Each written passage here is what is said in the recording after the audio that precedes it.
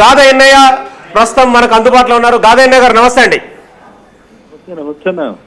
రాజకీయ వ్యవహారంలో మీరు కేసీఆర్తో అడుగులతో పాటు అడుగులు వేశారు. తెలంగాణ ఉద్యమంలో కేసీఆర్తో ఉన్నారు, ఒక రూమ్లో ఉన్నారని చెప్పి చాలా సందర్భాల్లో చెప్పుకొచ్చారు. కేసీఆర్కి ఎప్పటికప్పటికి దిశానిర్దేశం చేశారు.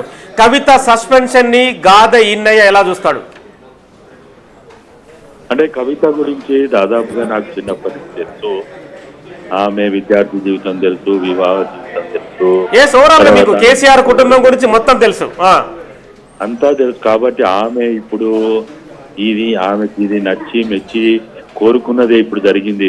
అదేం పెద్ద మాలాంటి వాళ్ళకైతే ఆమె బహిష్కరణ కావచ్చు, లేకపోతే ఆమె ఇంకోటి కావచ్చు. అసలు ముఖ్యంగా పార్టీ ఇవాళ చెప్పాల్సింది ఏంటంటే, ఆమె 2002లో అమెరికా నుంచి తిరిగి వచ్చిన ఆ ప్రమాదం గురై వచ్చినప్పటి నుంచి కూడా ఆమె టీఆర్ఎస్ ఎప్పుడుందో చెప్పమనండి. ఆమె టీఆర్ఎస్ ఎప్పుడు జాయిన్ అయింది, టీఆర్ఎస్ ఏ పదవుల్లో ఉంది, రాష్ట్ర కార్యవర్గంలో ఉందా, లేకపోతే జిల్లా కార్యవర్గంలో ఉందా, ఏమైనా జిల్లా బాధ్యతలు చూసిందా, లేకపోతే ఎక్కడుంది? అప్పుడు ఆమె మీద ప్రేమతోటి, ఆమె మీద ఉన్న నమ్మకంతో మా ఎంపీని చేసిండు. కానీ కేసీఆర్ కవితమ్మ ఎప్పుడైనా టీఆర్ఎస్ లో ఉందా, లేకపోతే బీఆర్ఎస్ లో ఉందా, కార్యవర్గంలో ఉందా, రాష్ట్ర మహిళా విభాగంలో ఉందా, లేకపోతే రాష్ట్ర కార్యవర్గంలో ఉందా? ఎక్కడుంది? ఎక్కడ కూడా ఆమె లేదు. కాబట్టి ఇవాళ ఏదో వీళ్ళు ఏదో పేద మేము బహిష్కరణ చేస్తామని చెప్పుకుంటున్నారు. కానీ ఆమె మొదటి నుంచి కూడా బతుకమ్మ పేరుతోటో, జాగృతి పేరుతోటో, తన సొంత ఐడెంటిటీతోటే ఉంది. కానీ ఆమె ఎప్పుడు కూడా నేను టీఆర్ఎస్ అని చెప్పి రాష్ట్ర కార్యవర్గంలో కానీ లేకపోతే జిల్లా కార్యవర్గాల్లో కానీ ఒక పార్టీ నాయకురాలంటే కొన్ని జిల్లాలకు ఇన్ఛార్జ్గా చేయాలి. జనరల్ సెక్రటరీగా ఉందా, సెక్రటరీగా ఉందా, లేకపోతే వైస్ ప్రెసిడెంట్ అంటే ఉండడానికి వయసు సరిపోదు అనుకోండి. ఎక్కడుంది చెప్పండి, చెప్పమని చూద్దాం. కాబట్టి ఇవాళ ఏదైతే వాళ్ళు మాట్లాడుతున్నది చేస్తున్నది హరీష్ గురించి ఇవాళ కొత్తగా ఆమె చెప్పింది కాదు. 2018 ఏం జరిగింది అందరికీ తెలుసు. లేకపోతే ఈ మొత్తం మెగా కృష్ణారెడ్డి కమిషన్లు, మెగా కృష్ణారెడ్డి ద్వారా వచ్చిన డబ్బులు సంతోష్ గాని హరీష్ గాని వీళ్ళన్నీ అందరికీ తెలుసు. కాబట్టి ఇవాళ ఆమెని ఏదో మేము బహిష్కరించినాం లేకపోతే ఇది చేస్తామని వాళ్ళు గొప్పగా చెప్పుకుంటారేమో కానీ అదంతా కూడా ఒక తూతు మంత్రమే ఇది. కాబట్టి కవిత తన సొంత ఐడెంటిటీ కోసమే మొదటి నుంచి పనిచేసింది. ఇప్పుడు కూడా నేను అనుకోవడము ఆమె కుటుంబంలో కానీ ఆమె మొత్తంలో ఆమె ఒక డిఫరెంట్ క్యారెక్టర్. నాకు బాగా దగ్గర తెలుసు.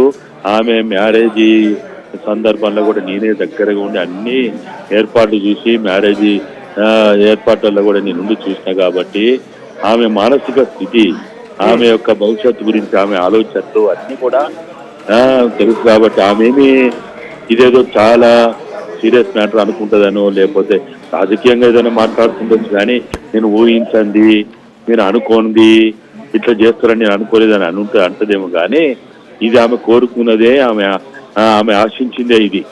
కాబట్టి ఈ రోజు ఆమె ఖచ్చితంగా రానున్న రోజుల్లో ఆమె ఎంచుకున్న మార్గంలో ఆమె పోతుంది, ఆమె ఎంచుకున్న మార్గంలో పనిచేస్తుంది. అంటే ఆమె రాజకీయంగా అంటే కేసీఆర్ కుటుంబంలో ఒక రకమైన కుదుపు అనేది చెప్పచ్చు. అంటే మీరు కూడా కేసీఆర్ కుటుంబాన్ని ఉద్యమ పార్టీ నేతగా చూసారు, ఉద్యమాన్ని నడిపిన వ్యక్తిగా కేసీఆర్కి మీరు అంటే సలహాలు ఇవ్వచ్చు, సూచనలు ఇవ్వడం కావచ్చు, కేసీఆర్ని ఒక నేతగా ముందుకు తీసుకెళ్లారు. అంటే ఇప్పుడు కేసీఆర్ పరిస్థితి ఒక చక్రబంధంలో ఉండి బోన్లో ఉండి లేకపోతే లాకప్ లో ఉన్న మనిషి ఎట్లా ఇప్పుడు ఆయన పరిస్థితి అది. ఆయన ఇప్పుడు ఏం చేయలేడు. ఇటు అల్లుని కాదని లేడు, కొడుకుని కాదని లేడు, బిడ్డని కాదని లేడు. మనం ఇప్పుడు ఎప్పుడైతే సింగరేణి కార్మిక సంఘానికి ఆమెని గౌరవాధ్యక్షుడు తీసేసినప్పుడే మాలాంటి వాళ్ళందరం అనుకున్నాం ఈ పరిస్థితి ఏదో ఒక రోజు వస్తుందని. మేము అందరం అనుకుంటున్నదే. కాకపోతే టైం ఒక ఎప్పుడు అనేదే కానీ ఇప్పుడు టైం వచ్చింది. ఆమె కూడా ఇప్పుడు ఏదో ఒక స్ట్రాంగ్ ఆరోపణలు లేకపోతే వాస్తవాలు చెప్పకపోతే నన్ను బహిష్కరించారనేది ఆమె కూడా అర్థమైపోయింది.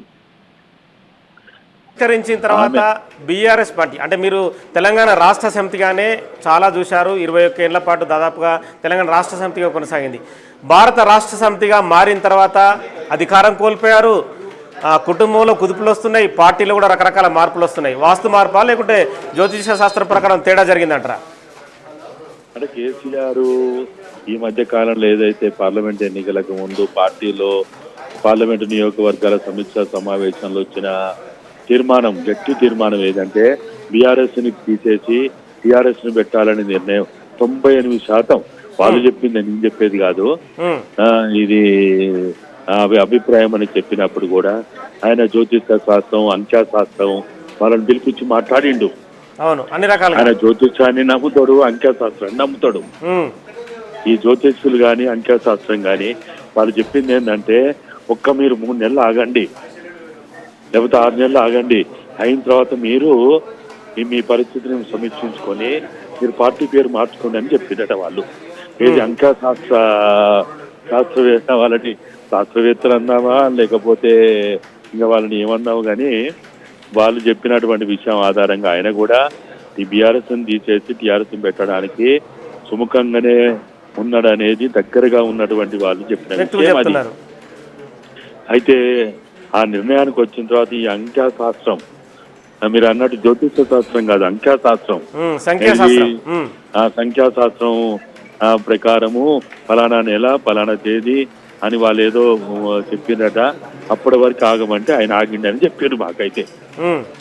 ఆయన కూడా నిర్ణయించుకున్నాడు ఇది మంచిది కాదు, దీనివల్ల నష్టాలు జరుగుతున్నాయి అనేది ఆయన కూడా అభిప్రాయపడ్డాడు.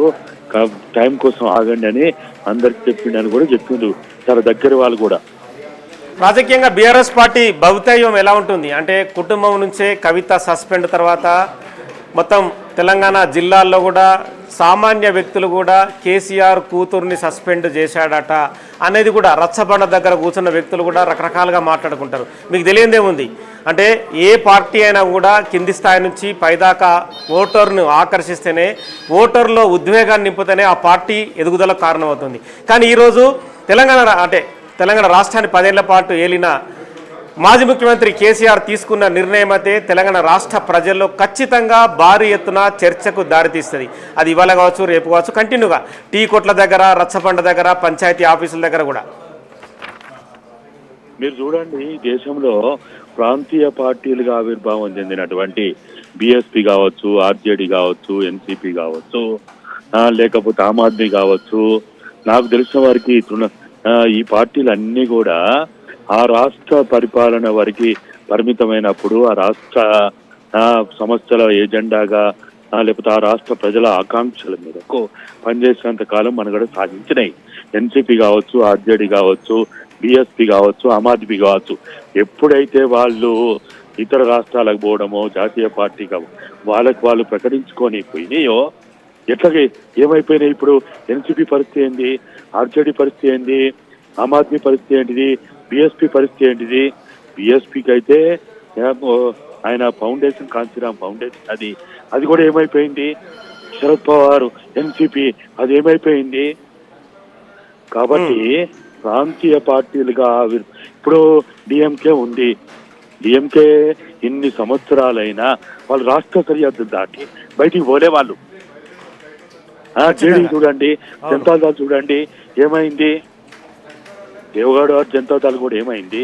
ఏ రాష్ట్ర ప్రజల ఆకాంక్షల మేరకైతే పార్టీలు ఆవిర్భావం చెందుతాయో, పురుడు పోసుకుంటాయో, ఆ పరిధిలో ఉన్నంత కాలం వాళ్ళ మనుగడ ఉంటది. ఇప్పుడు జేఎంఎం ఉంది, కింద పడ్డా మీద పడ్డా ముఖ్యమంత్రిని తీసుకుపోయి జైల్లో పెట్టినా మనుగడ సాగిస్తుంది కదా. డిఎంకే మనుగడ సాగిస్తుంది కదా. ఎప్పుడైతే టిఆర్ఎస్ ని పేగుబంధాన్ని తెంచుకొని బీఆర్ఎస్ చేసిందో అప్పుడే మరి నేను కర్మ సిద్ధాంతం నమ్మగానే వీళ్ళ కర్మ మూడింది. వీళ్ళ గతి తప్పిన వీళ్ళు, మధ్య తప్పిన వీళ్ళు, వీళ్ళ తిరోగమనం అప్పుడే మొదలైంది. కాబట్టి ఇప్పుడు వీళ్ళకి భవిష్యత్ అంతా కూడా ఇంకా బీఆర్ఎస్ అని ఇంకేదో అని ప్రగల్భాలు పలకకుండా తెలంగాణ ప్రజల ఆకాంక్షలు, తెలంగాణ ఉద్యమ ఆకాంక్షలు, తెలంగాణ అమరవీరుల ఆకాంక్షలు, ఆ నేపథ్యంలో ఎప్పుడైతే కాంగ్రెస్ పార్టీ జాతీయ పార్టీ అయినప్పటికీ రేవంత్ రెడ్డి నాయకత్వంలో ఆయన తెలంగాణకు పరిమితమై మాట్లాడడం, తెలంగాణ ఉద్యమ కోణంలో మాట్లాడడం, తెలంగాణ అమరవీరుల ఆకాంక్షలు మాట్లాడడం, ఉద్యమాకాంక్షలు మాట్లాడడం వల్లనే ఈ రోజు కూడా మనగడ సాగిస్తున్నది. బీజేపీ ఇంత జాతీయ పార్టీ అయినా కానీ వాళ్ళు తెలంగాణను ఎత్తుకోకపోవడం వల్ల వాళ్ళ పరిస్థితి మనం చూస్తలేమా? కాబట్టి తెలంగాణలో తెలంగాణ టెరిటరీ, తెలంగాణ భౌగోళిక స్వరూపంగా ఉన్న 4 కోట్ల ప్రజల ఆకాంక్షల మేరకు మాట్లాడితేనే ఇక్కడ మనుగడ సాగించగలుగుతాం అనేది వాళ్ళకి అర్థమైతే తప్ప, వాళ్ళకి తెలివి వస్తే తప్ప, సోయేస్తే తప్ప ఇక వాళ్ళకి బీఆర్ఎస్ భవిష్యత్తు ఉంటుందని అయితే నేనైతే అనుకోను. ఓకే అండి, థ్యాంక్ యూ వినయ్ గారు. సో మొత్తానికైతే గతంలో కేసీఆర్తో పనిచేసిన తెలంగాణ ఉద్యమకారులు గాద ఇన్నయ్య లాంటి వాళ్ళు కూడా తెలంగాణ సంబంధించిన ఏదైతే ఉద్వేగం కావచ్చు, తెలంగాణ సంబంధించిన